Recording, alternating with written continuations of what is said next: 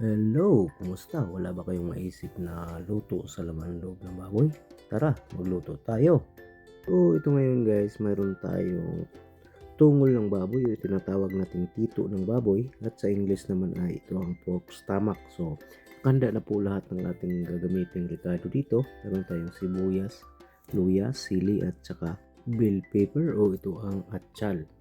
Para mapadali ang proseso sa ating pagluluto, hindi ko na pinapakita sa inyo kung paano ko ito hiniwa at tamang-tama lang po ito para po sa bite size.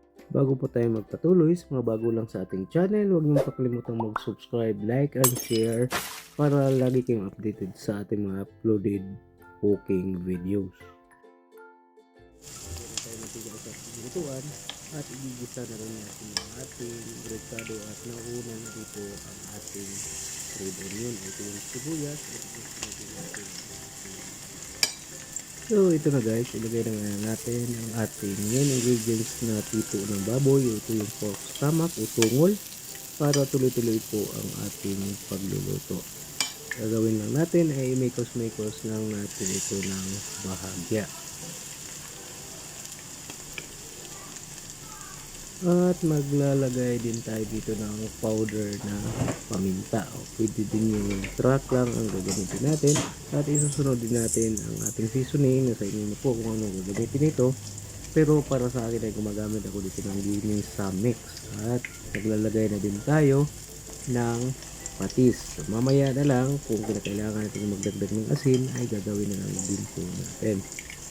At gayon din ay kunting mikos-mikos lang para po ma-mix ng husto ang ating mga ingredients na ginagamit. So gagamit din tayo dito ng dark soy sauce. So, kayo lang bahala kung anong brand ang gamit ninyo. At magdadagdag din tayo dito ng isang kutsarang oyster sauce at maglalagay din tayo ng lemon based soda. O pwede na tayong gagamit dito ng Mountain Dew o Sprite. Depende na po yan sa inyo. At ito na nga guys, tatakpan lang po natin ito sa loob ng 5 hanggang 10 minuto. At hindi na natin ito papatagalin dahil napalambot na po natin ito. At tamang-tama po at mag-mix ang lahat ng ating ingredients at titikman na din natin maya-maya. At sa tulad nating mahilig sa manghang, hindi natin kalimutang maglagay ng red chili or green chili, depende na po yan sa inyo. Pero sa tulad kong mahilig sa manghang ay naglalagay natin yan. At ilalagay na din po natin ang ating bell pepper para po kompleto rekado na tayo.